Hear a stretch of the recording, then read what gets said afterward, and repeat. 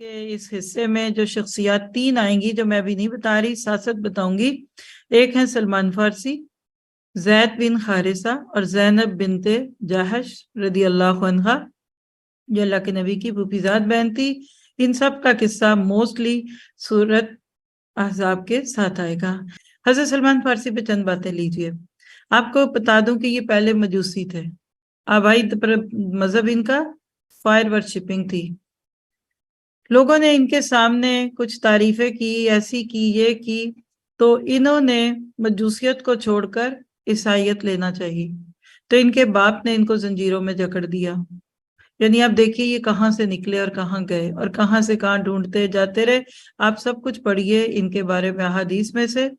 پھر محض دین حق کی تلاش میں اپنا گھر بار چھوڑا، عزیز و اقارب چھوڑے، اور اصفہان سے دمشق جو تقریباً 1780 کلومیٹر بنتا ہے، یعنی 1780 کلومیٹر طے کر کے اس جگہ پہ آئے.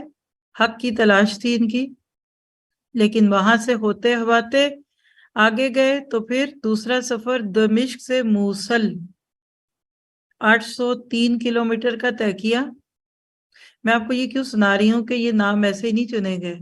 انہوں نے محنتیں کی، انہوں نے سفر کیے. ہدایت کا سفر گھر بیٹھ کے نہیں ہوتا. گھر بیٹھنے سے مراد اب گھر بیٹھنا اس وقت نہیں ہے، یعنی ہاتھ پہ ہاتھ رکھنے سے نہیں ملتی ہدایت. اہدنا الصراط المستقیم کہنے سے نہیں ملتی ہدایت. اس کے لیے پریکٹیکل سٹیپ لینے پڑتے ہیں.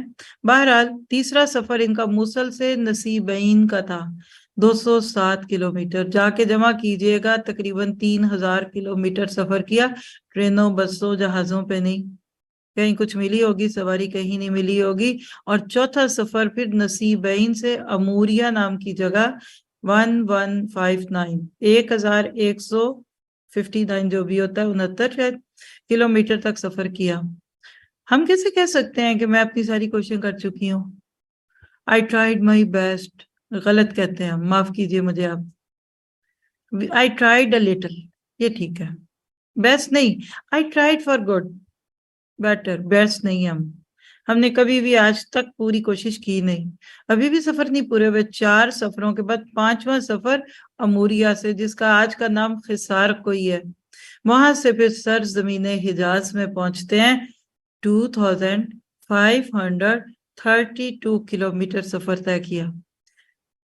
کبھی آپ کو عمرے پہ اللہ لے جائے اور حج پہ لے جائے، جہاز میں عموماً ایک سلائڈ چلتی رہتی ہے پورا وقت. اتنا رہ گیا ڈیسٹینیشن، اتنے کلومیٹر، اتنا. میرا فیوریٹ کام ہے، پورا وقت یہی ڈھونڈتی رہتی ہوں کدھر کدھر کیا. اللہ اکبر کبیرہ. اور یہ سارے سفر کوئی نرمی کے یا وہ فرسٹ کلاس کے نہیں تھے.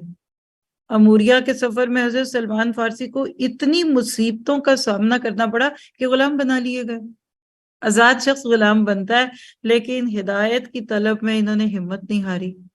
کچھ عرصہ غلامی میں گزارا. اللہ اکبر. اور بالآخر پھر انہوں نے اپنی جد و جہد کا ثمرہ پا لیا. اللہ کے نبی مکہ سے مدینہ تشریف لائے. سلمان کو پتہ چل گیا، خوشی سے نہال ہوئے، کہنے لگے کہ میں نے اپنی منزل پا لی. آپ کو مجھے گھر بیٹھے قرآن مل رہا ہے، معاف کیجیے گا.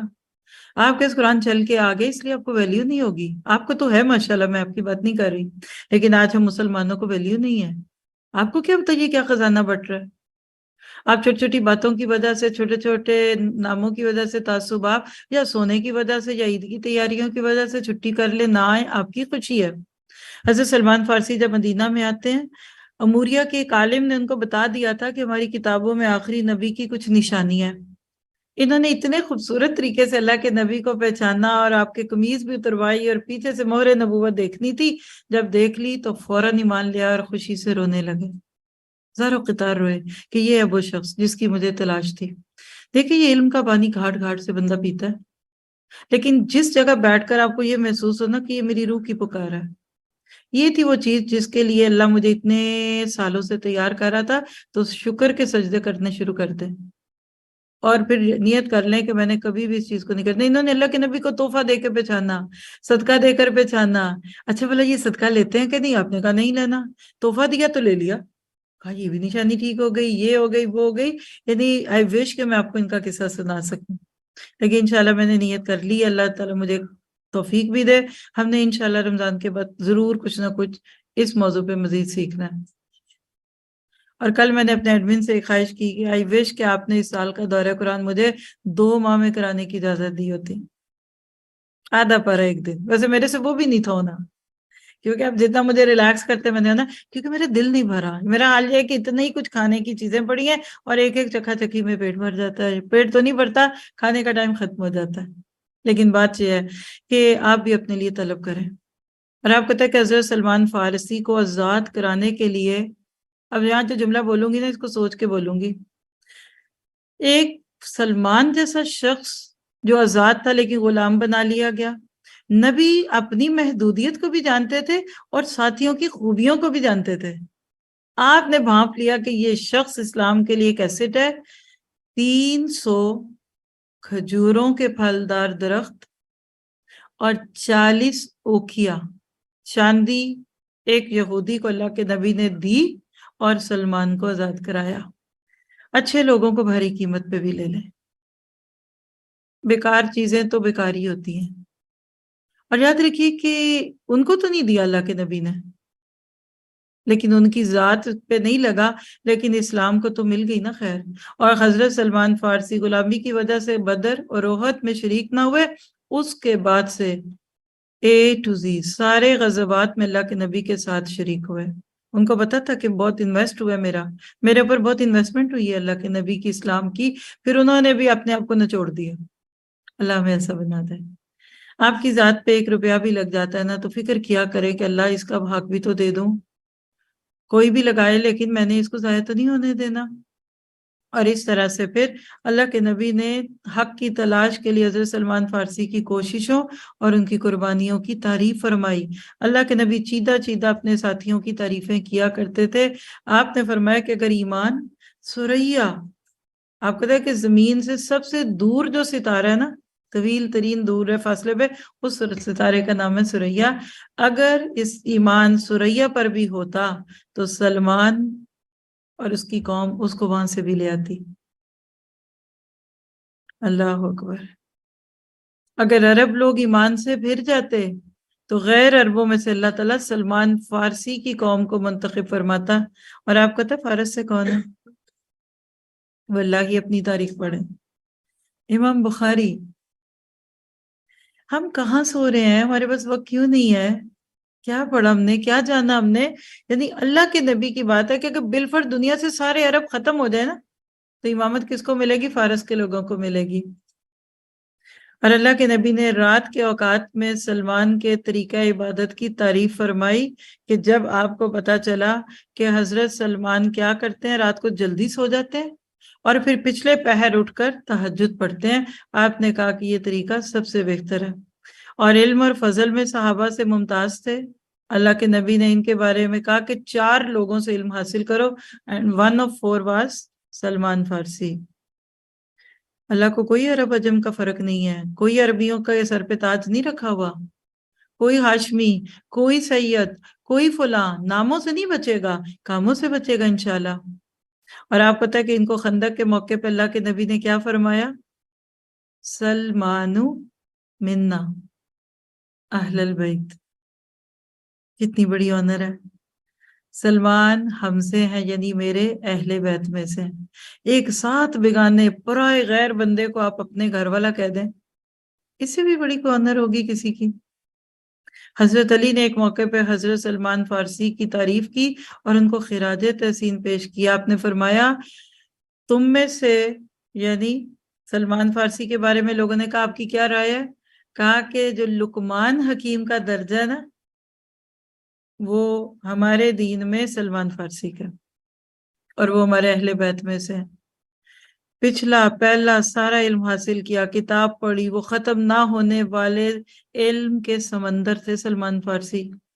معاذ بن جبل نے ایک آدمی کو نصیحت کرتے ہوئے کہا کہ 4 لوگوں سے علم لو، اور اس میں سے ایک سلمان فارسی تھے۔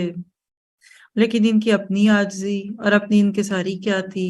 ڈاؤن ٹو ارتھ تھے، بڑے لو پروفائل پہ کام کرتے تھے، اپنے آپ کو کوئی بہت بڑا بڑا ہائی فائی کر کے نہیں پیش کرتے تھے کہ میں عالم اور میں فلاں اور یہ اور وہ، اتنے یعنی سادگی کے ساتھ اپنے علم کو لوگوں تک دے آتے تھے، اور کبھی کسی کو فیل بھی نہیں ہوتا تھا کہ اتنا بڑا بندہ ہمارے پاس سے گزر گیا۔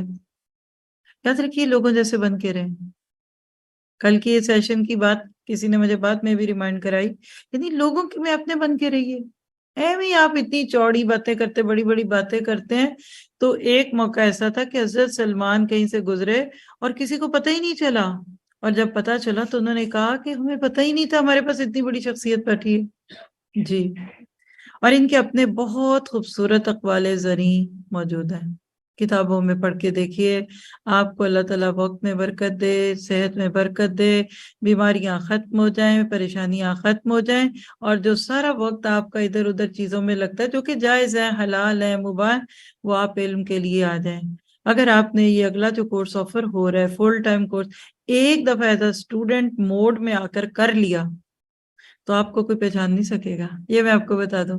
ہم اٹھتے بیٹھتے چلتے پھرتے، اب میں پاکستان ہوں، اب امریکہ ہوں، اب وہاں جا رہی ہوں، میں کر رہی ہوں، ایک تو آپ کا لائف سٹائل ایسے، اب کیا کریں، وہ تو اور بات ہے۔ لیکن اگر آپ کو جم کے علم لینے کا موقع ملے تو میرے پاس ایسے 2-3 نام ہے اپنے ماشاءاللہ ساتھیوں میں سے، پورے کورس کے دوران انہوں نے ایک چھٹی نہیں کی، سفر نہیں کیے، پاکستان آتے تھے نہیں آئے، کورس نہیں کرنی، چھٹی نہیں کرنی، انہوں نے کیا کچھ نہیں کیا، عمرے پہ نہیں گئے اس پورے عرصے میں، کیونکہ میں نے چھٹی نہیں کرنی۔ تو جو ایز اے اسٹوڈنٹ آپ قربانیاں دیتے ہیں نا، وہ بعد میں ایک ایک کر کے ملٹیپلز کے ساتھ آپ کو واپس ملتی ہیں۔ اللہ تعالیٰ آپ کو مجھے علم کے لیے عاجزی بھی دے دے اور یہ فیل کرا دے کہ ہمیں ضرورت ہے، ہم یہ نہ کہیں نہیں ترجمہ تو مجھے آتا ہے، سنائیں ذرا۔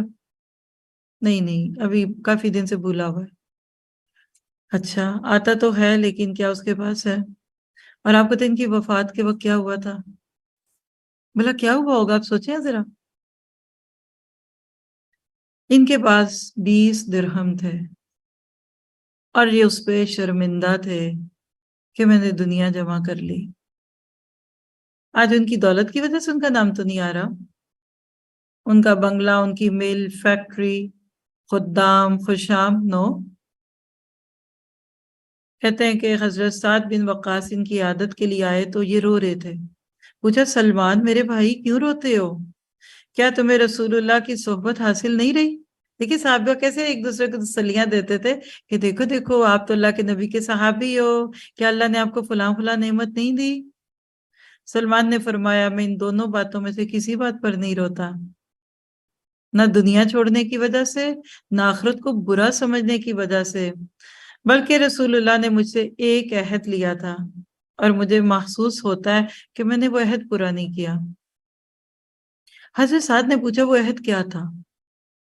آپ نے کہا اللہ کے نبی نے مجھ سے یہ عہد لیا تھا کہ دنیا سے بس اتنا ہی مال لینا جتنا ایک مسافر زیادہ راہ لیتا ہے۔ ٹریول کے ساتھ جب وہ پکنک پہ جاتے ہیں نا تو ہماری ٹوکریاں اور بریانی کے پتیلے اور کھانے اس کو ذہن میں لے آئے، یعنی جتنا مسافر کے ساتھ ہے۔ اور اب میں دیکھتا ہوں کہ میں نے اس عہد کی پاسداری نہیں کی، پس سے ساتھ میں تمہیں وصیت کرتا ہوں جب کوئی فیصلہ کرو تو اللہ سے ڈر کر کرو، جب مال تقسیم کرو تو اللہ سے ڈر کر کرو، جب کسی بھی کام کا ارادہ کرو تو اللہ سے ڈر کر کرو۔ یعنی ان کا انداز ناصحانہ تھا، لوگوں کو عام باتوں میں بھی نصیحتیں کرتے تھے، اسی لیے ان کے بہت سارے اقوال زریں موجود ہیں۔ اور حضرت ثابت کہتے ہیں کہ سلمان جب فوت ہوئے تو ان کا ورثہ دیکھا گیا کہ ہے کتنا، تو ان کے پاس 20 سے کچھ زیادہ درہم موجود تھے جو انہوں نے اپنی ضروریات کے لیے رکھے ہوئے تھے۔ ابن ماجہ کی یہ روایت ہے۔ تو پھر ایسے لوگوں کے ساتھ وہ کیوں نہ ہو، رضی اللہ عنہم ورضوا عنہ۔ جنت سلمان فارسی کے دیدار کی منتظر ہے۔ آپ اور میں کس کے دیدار کے منتظر ہیں؟ جنت کے اور اللہ کے دیدار کے۔ اور حضرت انس کہتے ہیں کہ اللہ کے نبی نے فرمایا کہ جنت 3 آدمیوں کا شوق رکھتی ہے۔ پتہ نہیں ادھر سے بھی کوئی کرسی آپ کا شوق رکھتی ہوگی، آپ کو مجھے نہیں پتا کیونکہ وحی کا سلسلہ ختم ہو چکا ہے، لیکن یہ بے جان جگہیں، زمینیں، گاڑیاں، ٹکڑے بھی گواہ ہوتے ہیں۔ یہ قرآن کی آیت ہے، آگے سورہ دخان میں ہم پڑھیں گے۔ آسمان بھی روتا ہے، زمین بھی روتی ہے برے کاموں پہ یا اچھے بندے کے فوت ہونے پہ یا جانے پہ وہ روتی ہے۔ اور ما قدموا آثارہم ہم سورہ یاسین میں بھی پڑھیں گے۔ یہ زمین کے ٹکڑے خوش نصیب ہوتے ہیں جہاں اچھی باتیں ہوتی ہیں۔ تو جنت طلب کرتی ہے 3 لوگوں کی، ان میں ایک سلمان فارسی، دوسرے پتہ کون ہے؟ अली रजी अल्लाह अन्हो, और तीसरे अम्मार बिन यासिर रजी अल्लाह अन्हो। पता नहीं आपके मेरे लिए क्या आगे लिखा हुआ है, दुआ कीजिए कि अल्लाह को पाले। जैद बिन हारिसा के बारे में चंद बातें नोट करते जाइए। अल्लाह के नबी के मुंह बोले बेटे, हजरत खदीजा ने निकाह के मौके पे आपको तोहफे में ये दिए थे, लेकिन आपने इनको आजाद करके मुंह बोला बेटा बना लिया। लोग इनको जैद बिन मोहम्मद कहने लगे। आपने इनकी बेहतरीन तरबियत की, शबो रोज नबी के साथ गुजरे, इनके जंगों में बढ़ चढ़ कर हिस्सा लेते थे। गज़वा मूता में सिपा सलारी के इंजाम बेजिगरी से अंजाम दिए। रसूलुल्लाह की जैद और इनके घर वालों से मोहब्बत ज़रबुल मिसल थी। कुरान पाक में जैद का नाम है, ये इनकी एक खास खूबी लिखिए। दूसरी हस्ती है ज़ैनब बिनते जहश, नबी सल्लल्लाहु अलैहि वसल्लम की फूफी ज़ात बहन थी, बेहद दीनदार और परहेजगार, इंतहाई फयास, दूसरों का ख्याल रखने वाली, अल्लाह की रजा चखने वाली। इनका निकाह जैद की तलाक के बाद आसमानों पर अल्लाह ने किया, ये इनकी खूबी है। मसाकीन और गुरबा का ख्याल रखती थी और इनको लंबे हाथों वाली कहते थे। और रसूलुल्लाह सल्लल्लाहु अलैहि वसल्लम की वफात के बाद फिर इनकी वफात हुई थी। इंतहाई कनात वाली फयाज तबा थी, खुद काम करती, पैसे जो मिलते या चीज मिलती उसको सदका कर देती थी। अल्लाह के नबी ने कहा था कि तुम में से मेरे साथ वो मिलेगी सबसे पहले जिसके हाथ लंबे हैं। फयाजी की तरफ इशारा था, अज़वाज मुतहरात नहीं समझी। अपने हाथों को नापा करती थी, मेरे हाथ इतने, आपके इतने इतने। लेकिन जब नबी सल्लल्लाहु अलैहि वसल्लम के बाद सबसे पहले हजरत ज़ैनब का इंतकाल हुआ तो सहाबियात समझ गई और अज़वाज भी समझ गई कि ये हजरत ज़ैनब थी। खुददार थी, नेक थी और रोजेदार, नमाजी, परहेजगार थी। उम्मे सलमा कहती इनके बारे में, यानी देखिए सौकने इनके बारे में कितने अच्छे कमेंट्स दे रही हैं। हजरत आयशा कहती है कि मैंने कोई औरत ज़ैनब से ज्यादा दीनदार, ज्यादा परहेजगार, ज्यादा सच बोलने वाली, फयाज, मुखैर और अल्लाह की रजाजुई में सरगर्म नहीं देखी। इनके जोहद और वरा का हाल ये था कि जब हजरत आयशा पे इल्जाम लगा और इसमें खुद ज़ैनब की बहन हमना शरीक थी, तो आपने इनसे हजरत आयशा की अखलाकी हालत के बारे में जब पूछा तो इन्होंने कहा कि मुझे तो आयशा में भलाई के सिवा और कुछ नहीं पता। तो गोया कि हजरत आयशा की तस्दीक की और आपकी तारीफ की, और बहरहाल बड़ी नेक खातून थी।